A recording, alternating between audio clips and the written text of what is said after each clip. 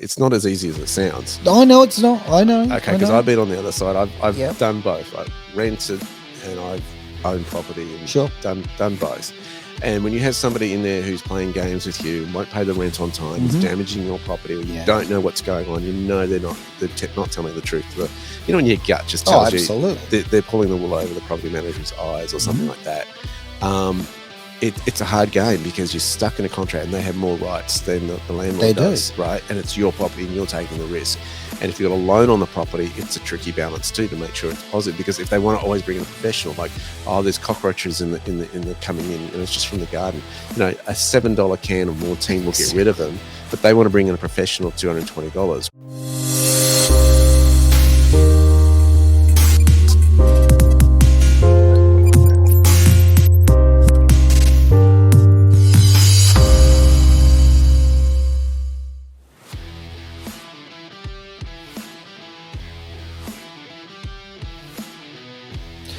All right, mate. Next subject. Where are we going? So we want to go over to the other side of what's been happening in the world. China.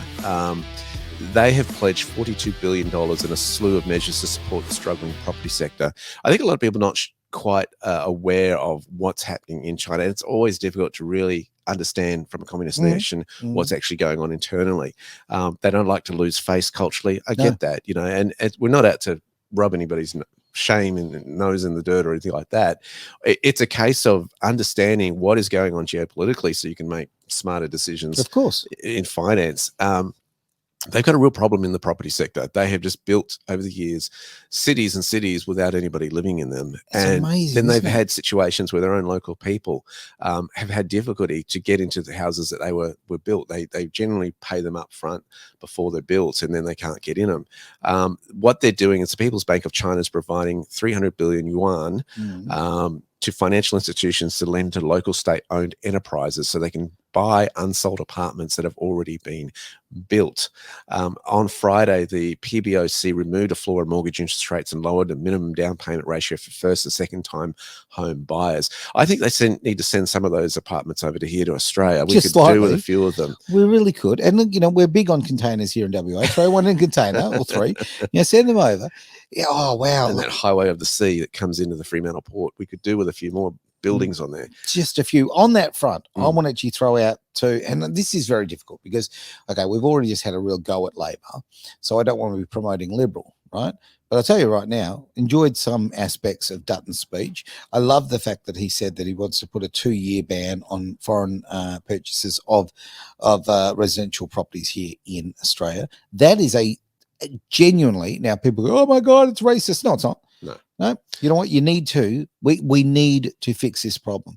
We're right now, okay. People are paying a lot of money to live in people's garages. Okay.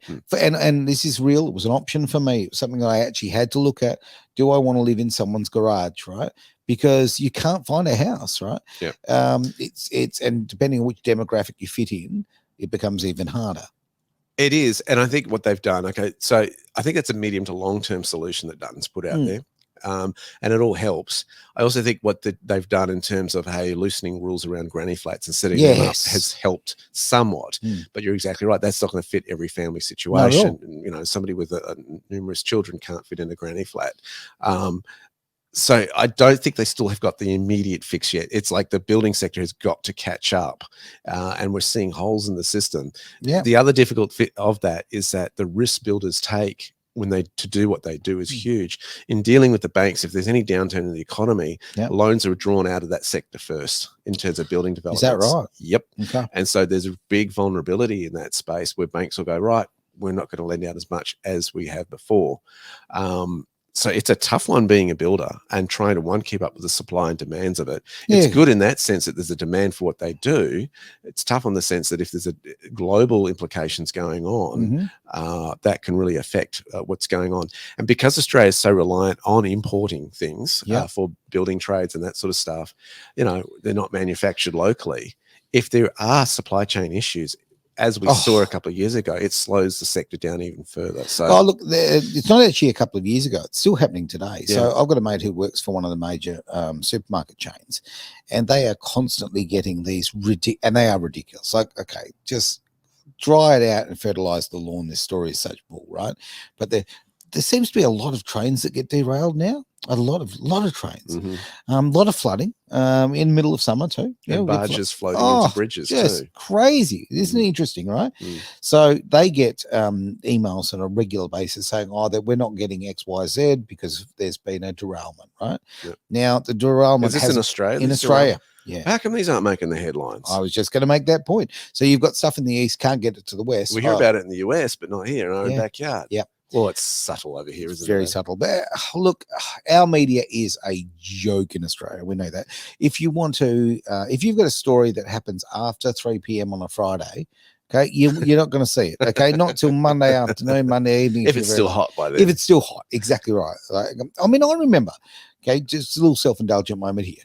Okay, I remember I had a really, really big crash in Rally Australia. Okay, big event in Australia, in Western Australia, all that kind of carry on. Okay, high profile, yada, yada, yada, right? So Channel 7, sorry, my apologies, not Channel 7, wash my mouth out with soap. Channel 10 say, we want to come out and do an interview with you by the car, and, like, please leave everything as it is because we want to do this interview. It's going to be great. Anyway, somebody else had a car accident on the way. Another team had a car accident on the road, some Japanese. Okay. So they had to attend to that one to do the story first. So Channel 10 asked me, can you please go home, but leave everything there, come back in the morning, right? So we can come and record it, and we'll pretend it just happened. If you can just, fake it and pretend that you just had the crash and it's all very emotional, whatever. And I use some colorful language to explain how I felt about if that was really journalism. But that's how it's done in Western Australia. And if you want to drop, it's done a lot, mate. Your file footage and all that sort of stuff. Same planes taking off the same aircraft carrier, all that kind of thing. Now we've got another comment coming in there, and I do apologise for the fact that the screen's a long way away, and I have not got the old glasses on there. If you could read it, Mariska says we moved to Karratha, and for a small basic house, we're seeing $1,550 a week. Wow. And we needed a 3x2 as I have 5 children, but landlords are abusing the system because we can't afford to move nor afford to stay. And that is absolutely disgusting. That's a lot of money for it really is. And like, okay, I understand the commercial reality of the, the loan and the payments have gone up and that kind of thing. So I can understand the landlord from a point of view, but I also, let me be very, very clear. I think ethics have to come in here. I think you have if you take on, and I hate the term landlord, I really do. Okay, I really do. It's got lord in there as far as in that context, makes no sense to me. It's just so lord of the land. Oh, I don't like it.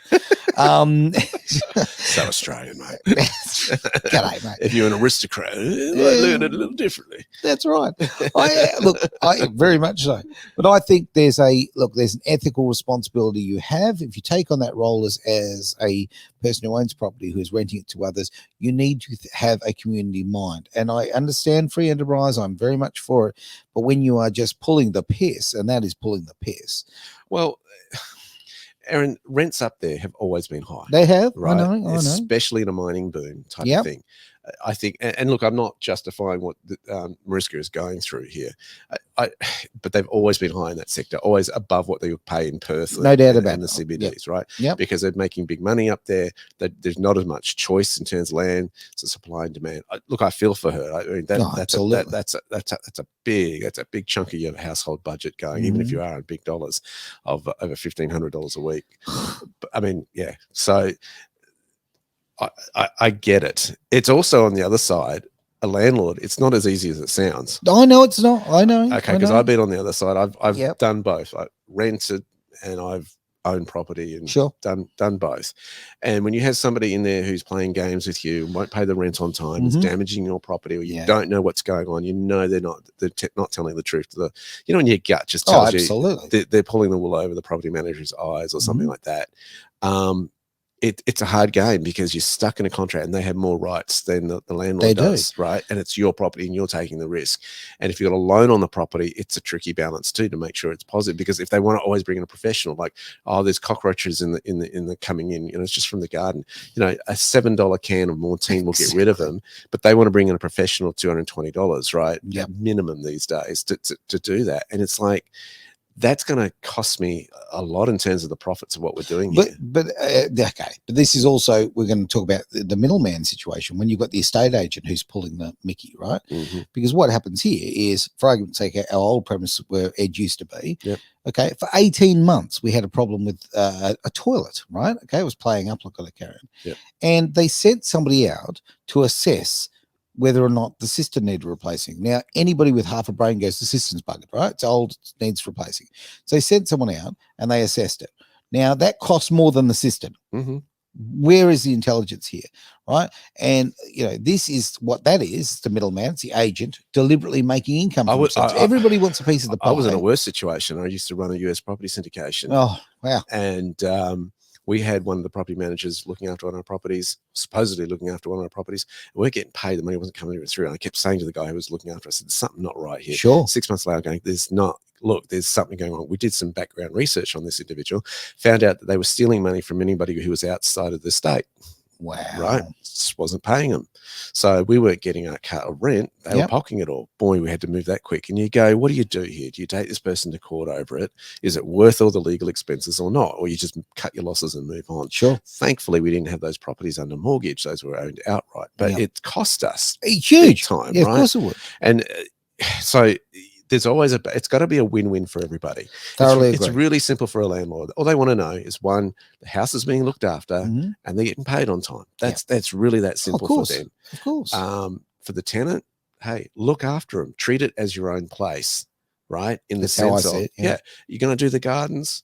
Look after the gardens. Now, I know you don't have to be immaculate like it's your own, but look after them. But it is your own because it's your home, right? And have pride in your home. And look, as a tenant, I don't like pouring money onto the lawn in terms of the lawns and stuff. But, I'm right now, my wife and I are renting from friends. Right. I want to honor my friends, look after the lawns, and they look after us. This kind of comes back to what I originally said. This is about ethics and respect, right? Whether you're a landlord or a renter, rather, you've got to respect people, right? Bring back those ethics and don't be all just dollar focused. Well, I'd be the tenant that I would want my tenants to be if if I was currently renting. I mean, had properties to rent at the moment. I've been in that situation. Yeah, I went back in the day when I was working for DMG and the movie around, whatever, and I'm living all over the place. I rented my house out, and only to come back to find that one of my bathrooms was now an aviary. Like, it's people don't show you respect, and the damage that they do, it comes from both ends. But I hear this lady's situation here, which is paying ridiculous amounts just to try to put a roof over their head, and I think, was it 5 kids? 5 kids. You're busy. She's got a work cut out for you. I've got 4. I get it. It's full on. Yeah, it is.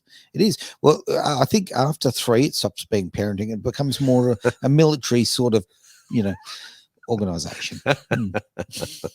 It changes the dynamic from 3 to 4. It really does. It really does.